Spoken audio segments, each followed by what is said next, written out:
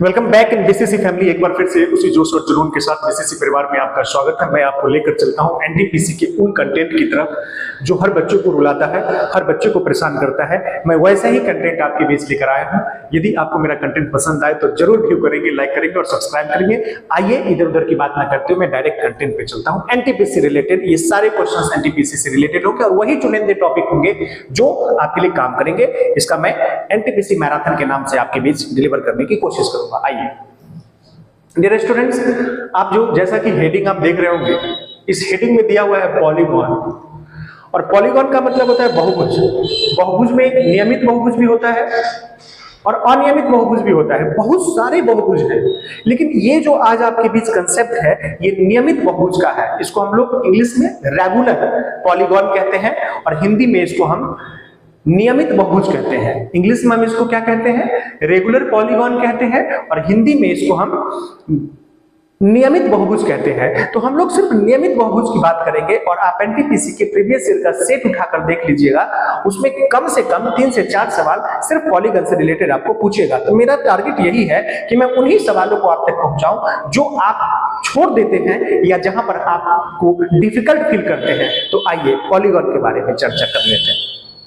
Dear students, पूरी concept है, कैसे सवाल पूछा जाएगा, कैसे क्वेश्चन बनते हैं, वो सारी बात मैं करूंगा।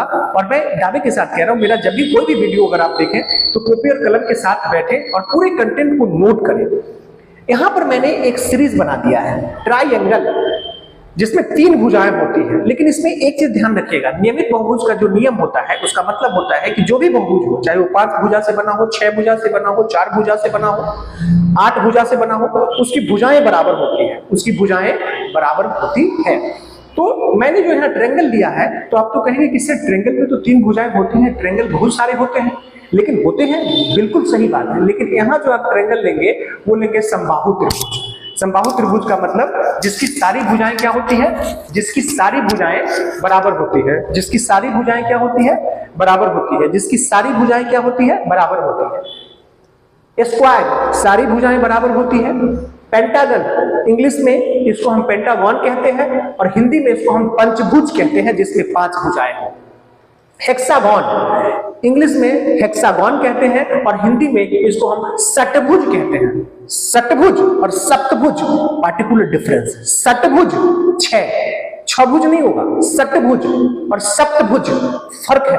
तो हेक्सागन 6, हेप्टागन 7, इसको हम लोग कहते हैं सप्तभुज। फिर से सप्तभुज, और इसको कहते हैं षटभुज, अष्टभुज नहीं, षटभुज, ऐसे ही लिखा रहेगा षटभुज यानी 6 हेक्सागन। और हेप्टागन सप्तभुज, कितने? 7। ऑक्टागन मीनिंग से ही क्लियर है, अष्टभुज। अष्टभुज और ये षटभुज, ऐसे ध्यान रखिएगा। अष्टभुज 8 भुजा, ऑक्टागन इंग्लिश में। नोनागन इंग्लिश से सही पता है 9, नोनागन 9 भुजा। डेकागन इसको हम लोग कहते हैं 10 भुज। डेकागन इसको हम लोग कहते हैं 10 भुज। कभी कभी आपको कह देगा कि 12 भुजाओं वाले बहुभुज, 20 भुजाओं वाले बहुभुज, 30 भुजाओं वाले बहुभुज, 40 भुजाओं वाले बहुभुज। कोई टेंशन नहीं लेना है, समझ जाना है अच्छे से। ये बहुभुज है और वो नियमित बहुभुज ही होगा जो आपके एग्जाम में आते हैं। प्रीवियस ईयर का पेपर आप देख लें। तो इन सीरीज को आपने देखा और इन सबको जो हम इंडिकेट करते हैं वो भी जरा मैं लिख दूं। इन सबको हम लोग इंडिकेट करते हैं, इन सबको हम लोग इंडिकेट करते हैं एन से। एन 10, यानी यहां पर एन क्या लेंगे? 10 लेंगे। एन क्या लेंगे? 9 लेंगे। एन क्या लेंगे? ये एन है अल्फाबेट में। एन मतलब number of sides, number of sides. N कितना? 9। एन कितना? 8। अगर आपसे कहें कि 40 भुजाओं वाला एक बहुभुज, तो वहां पर एन क्या हो जाएगा? 40 हो जाएगा, जिसका इस्तेमाल हमने यहां किया है। अब जरा ध्यान से देखिए, सम ऑफ इंटीरियर एंगल्स, अगर आप स्क्रीनशॉट लेना चाहते हैं तो आप ले सकते हैं। 10 सेकंड लगेंगे, स्क्रीनशॉट लेकर रख लेंगे और कॉपी में नोट कर लेंगे। मैं फिर कहता हूं आपसे, पॉलीगॉन का कोई सवाल आपसे नहीं छूटेगा। मैं लिख के इसकी गारंटी देने को तैयार हूं, 110%। तो पॉलीगॉन समझ गए क्या होता है? नियमित बहुभुज होता है जिसकी सारी भुजाएं बराबर होती है। अनियमित बहुभुज भी होते हैं लेकिन हम अनियमित में नहीं है अभी, इसका जरा आप ख्याल रखेंगे। मैं नियमित में हूं, इंग्लिश में उसको रेगुलर कहते हैं। Sum of interior angles n-2 into 180 डिग्री। अब n-2 इंटू 180 डिग्री कैसे होगा सर? क्वेश्चन अब आपसे कहेगा कि एक नियमित बहुभुज की भुजाओं की संख्या 5 है। एक नियमित बहुभुज में भुजाओं की संख्या 5 है, इसको हम लोग n से इंडिकेट करते हैं। तो इंटीरियर का मतलब आंतरिक, इंटीरियर का मतलब आंतरिक, तो इसके अंदर के कोनों एंगल्स हैं, अंदर के सभी कोनों का योग क्या होगा?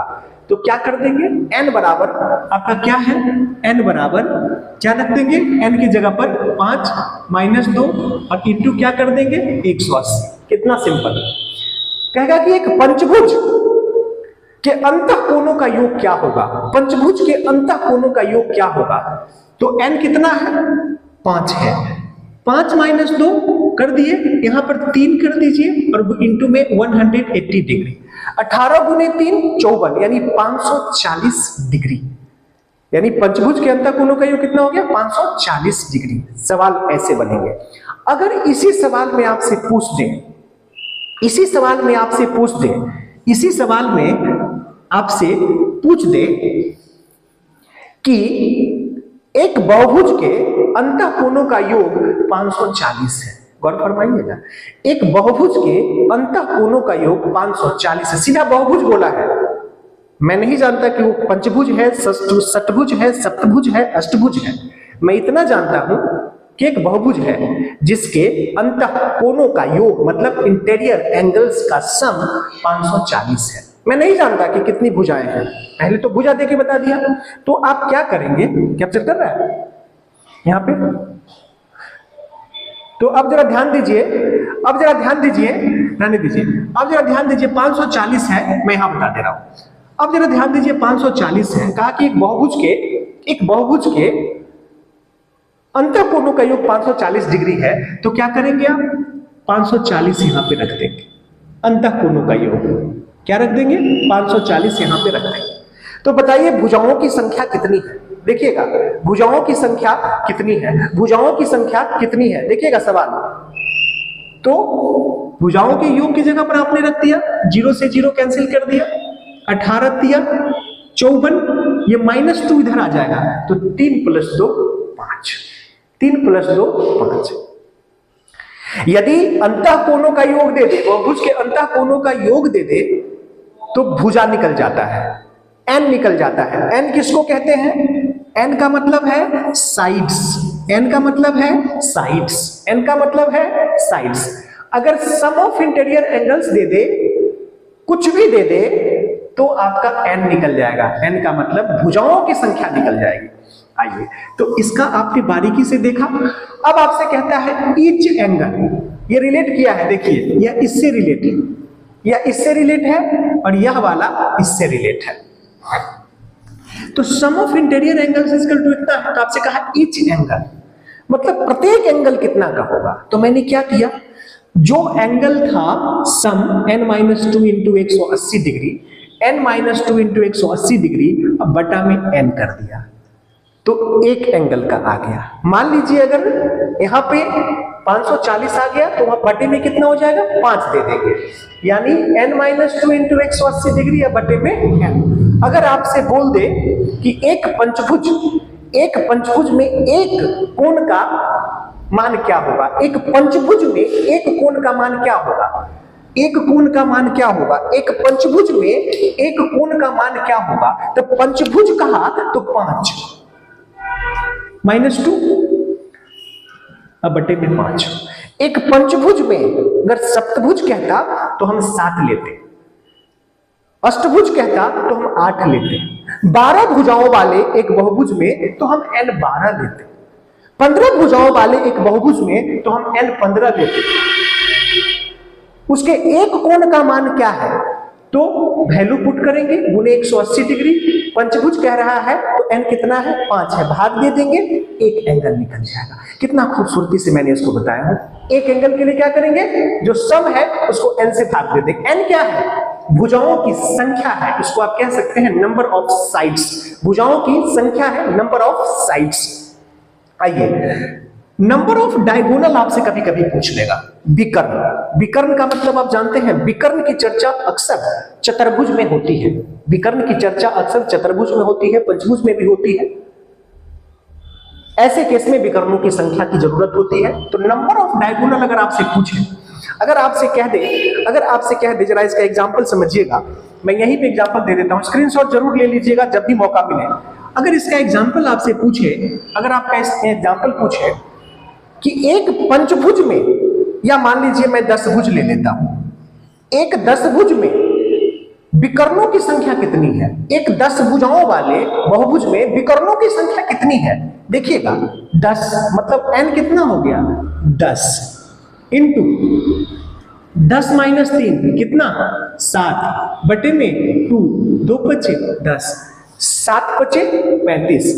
एक 10 भुज में विकर्णों की संख्या कितनी हो गई 35। एक 10 भुज में विकर्णों की संख्या कितनी हो गई 35। एक 10 भुज में विकर्णों की संख्या कितनी हो गई 35। अगर आपसे एक चतुर्भुज पूछ दे, अगर आपसे एक चतुर्भुज पूछ दे कि 4 भुजाओं वाले एक बहुभुज में, 4 भुजाओं वाले एक नियमित बहुभुज में विकर्णों की संख्या कितनी होगी, तो देखिएगा n की जगह पर 4, 4 माइनस 3, 1 4 है, 2 दूना 4, 2। आप जानते हैं कि चतुर्भुज में 2 ही विकर्ण होते हैं, लेकिन यहां नियमित चतुर्भुज की बात हो रही है। गौर कीजिएगा, कोई भी चतुर्भुज होगा उसमें विकर्णों की संख्या ऐसे 2 ही होता है। स्पष्ट है चतुर्भुज में विकर्ण की संख्या कितनी होती है 2 होती है। तो मैंने कहा 10 ले लो, 10 भुजाओं वाले बहुभुज में विकर्णों की संख्या कितनी है, तो 10, n की जगह पर 10, 10 माइनस 3 7 बटे में 2। क्लियर हुआ। अब देखिए, अब तो ये हो गया इंटीरियर और ये जरा ध्यान दीजिएगा, आपसे कह रहा है कि sum of external angles, sum of external angles जो बहुभुज बनते हैं वो ऐसे बनते हैं, 1 2 3 4 5 6 बन गए। यह भी बहुभुज है क्योंकि ये 6 भुजाओं से बना, लेकिन सारी भुजाएं बराबर होंगी। 7 भुजा से भी बना सकते हैं, 5 भुजा से भी बना सकते हैं। हम लोग जो चर्चा कर रहे हैं वो बहुभुज के साथ साथ किसकी चर्चा, नियमित बहुभुज की, जिसकी भुजाएं क्या होती है समान होती है। अब आइए, sum of external angles, sum of external angles, sum of external angles मतलब बाहरी कोणों का योग। सम ऑफ एक्सटर्नल एंगल्स का मतलब कि किसी भी नियमित बहुभुज के बाहरी कोणों का योग 360 डिग्री। याद रखिएगा, फॉर्मूला जरूर याद रखिएगा, नहीं तो आपसे काम नहीं बनेगा। वीडियो के शुरू में मैंने 10 सेकंड का पॉज लिया है, उसमें आप स्क्रीनशॉट जरूर ले लीजिएगा, जिस समय मैं एग्जांपल नहीं दे रहा था। सम ऑफ एक्सटर्नल एंगल्स की अगर बात करें तो बाहरी कोणों का योग मतलब बाहरी कोणों का योग मतलब सारी बाहरी कोण मिलाकर कितने होंगे 360 डिग्री होंगे। ये जिस प्रकार का भी बहुभुज हो ये मैटर नहीं करता है, सब मिला के कितने होंगे 360। अगर आपसे पूछ दे कि नियमित बहुभुज के एक एंगल कितने होंगे, तो ये तो सभी का है, ये तो सभी का है, तो हम क्या कर देंगे 360 अब बटे में n। n मतलब भुजाओं की संख्या, अगर पंचभुज कहता है तो 5 से भाग दे देंगे, एक बाहरी कोण निकलेगा। ईच एंगल मतलब एक बाहरी कोण, और सब मतलब सारे बाहरी कोणों का योग। गौर फरमाइएगा, इस सवाल भी अच्छे से ध्यान रखिएगा। इंटीरियर प्लस एक्सटीरियर एंगल, जैसे मान लीजिए इंटीरियर प्लस एक्सटीरियर कैसे होगा, इंटीरियर प्लस एक्सटीरियर की अगर बात करता है तो देखिए, तो ये इंटीरियर है, ये क्या है इंटीरियर है, और ये क्या है, ये क्या है एक्सटीरियर है। मतलब जब भी एक सर्कल बन जाए मतलब 360, जब भी एक सर्कल बन जाए मतलब 360। जब भी एक सर्कल बन जाए 360, ये इंटीरियर है, अंदर है, ये बाहर है, ई एक्सटर्नल, तो आंतरिक और बाहरी कोणों का योग इंटीरियर प्लस एक्सटीरियर कितना हो जाएगा? 360 डिग्री। मान लीजिए कि अगर आपका इंटीरियर एंगल 60 डिग्री दे देता है, अगर आपका इंटीरियर एंगल 60 डिग्री दे देता है तो ई निकल जाएगा। इंटीरियर एंगल 60 डिग्री दे देता है तो ई निकल जाएगा, 60 उधर जाके घट जाएगा, यानी 360 में से 60 चला गया तो 300 डिग्री। ये जितनी भी बातें हमने आपको कहा है ये रिलेट करता है किससे? पॉलीगॉन से, और नियमित पॉलीगॉन से। मैं फिर से कह रहा हूं, शुरू में मैं 10 सेकंड का वक्त आपको दिया था जिसमें आप स्क्रीनशॉट ले लिए होंगे।